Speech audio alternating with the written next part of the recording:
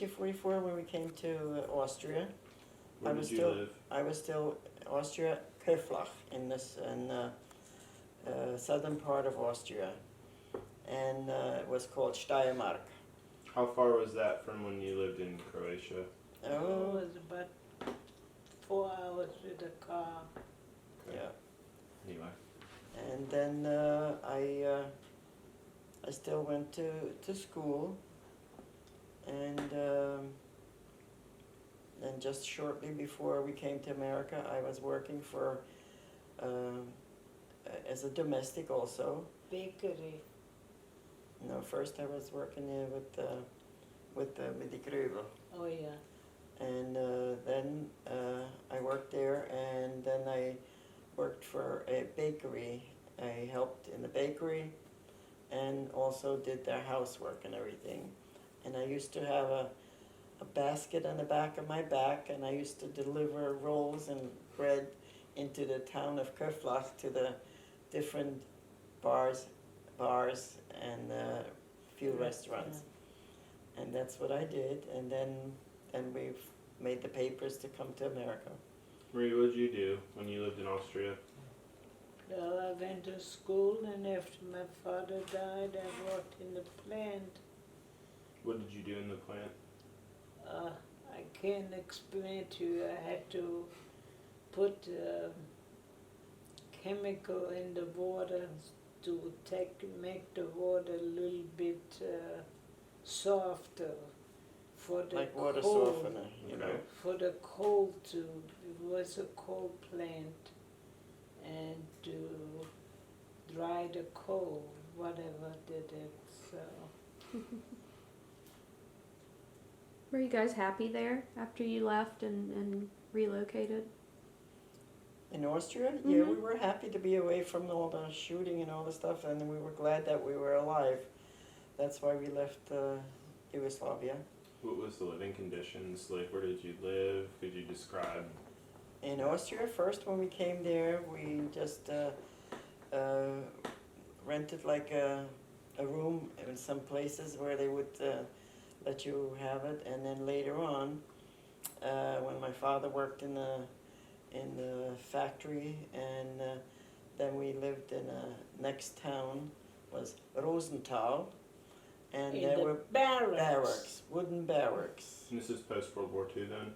Hmm? Is this during the war or after the war? After the war, when we came, after everything, you know, when we were settling in Austria, and it was a wooden barrack with with a faucet thing outside, and a toilet and a washroom. How many Nothing of you were there? fancy. How many of you were in one? Was it one room, 2 room? There We were were 16 people in 2 in rooms. 2 rooms.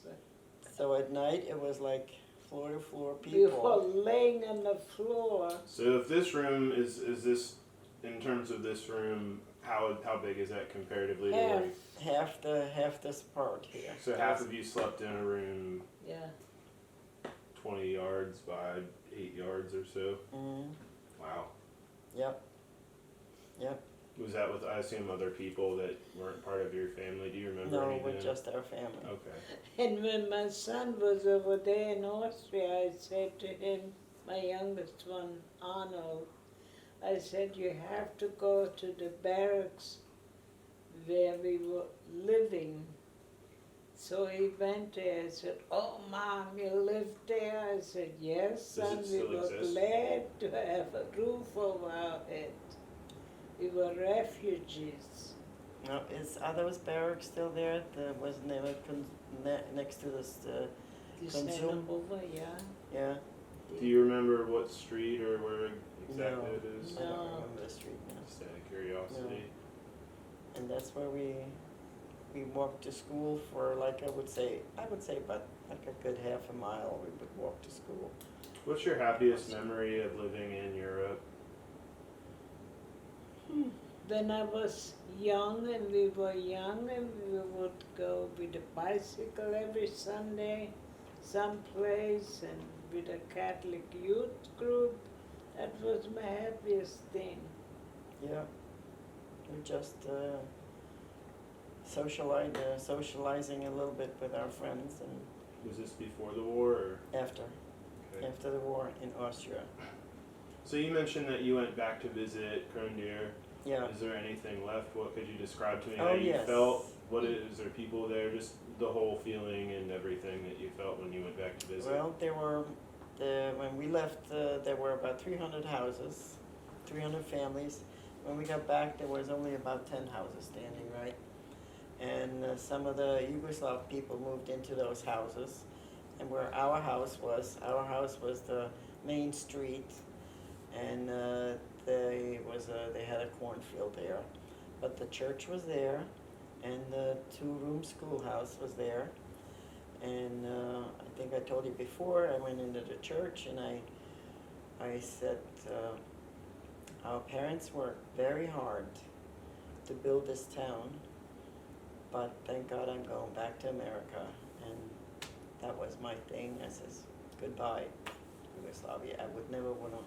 Oh, and the priest at that time, he says, oh, why don't you come back to live there, And we said, no, we wouldn't. And they say, in Macedonia, in southern part of Yugoslavia, there's some Catholic people, they would want to resettle, because we didn't get no compensation for losing our farms and everything. Mm-hmm. And I says, well, invite them. We don't ask for anything. They can have the land here, whatever it is, let them have it. We're not asking for anything for that. We're glad we're where we are and we're happy. And if those people want to be happy, have them come and live there. And What that's it. about you, Marie? Have you been back to visit? What did you go? Yeah, she was No, back we- there with we me. worked together. What did you feel when you were there? What was your experience and what did it make you feel? Well, we went to the cemetery to look for the graves for our grandparents. And I was also glad, I said to Chris, see where that cornfield is? That's where our house probably was, Could you even recognize it or? No, there was no, our house was gone. It was a big house, was gone. Now you mentioned, I know this just because I know you, which one of your brothers had children? My oldest brother, who died, he had one son. He never saw his son, but he knew he had a son. And he died too already. Do they have any family members that you talked to, or where did they move to after the war?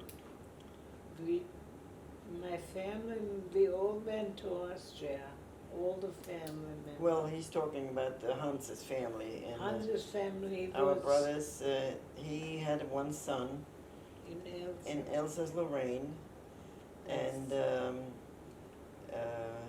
his wife.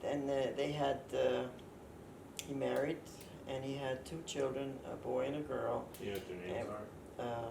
No, John Mark and I forget her but name. that's his son, yeah. Yes, it's Hans's son.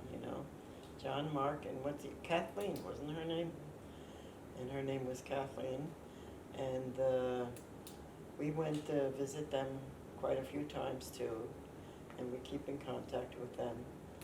And then Hans died in how many years ago? I forget. 2 years probably. Oh, more than that already. So he passed away too, and when he was younger, he had a heart transplant. He was supposed to have they gave him regular heart. So, and he had the heart transplant. It lasted about 10 years. He had it, and then he had problems, and he passed away. He was in his early 60s when he passed away. So that was a sad thing for us too, and my mother always, she hung on him too, because that's part of her sons, just like I'm hanging on to you because you're part of my son. And then after I had Eddie, and in 58 I had another son, Richie, and in 62 my daughter Helen was born, and in 64 Walter, my last one, was born.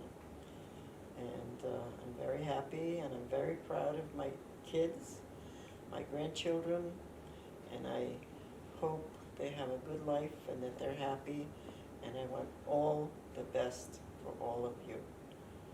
Marie, could you say all the years and your kids' names as well, please? Yeah, I have 9 or 10. Well, tell your kids first, your son. Oh, I have 3 sons.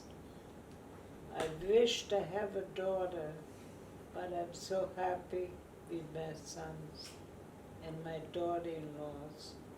Well, my youngest one has no wife, he's not married.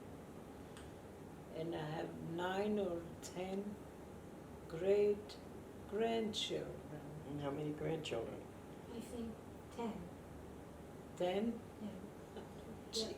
What are your sons' names and what years did you have them?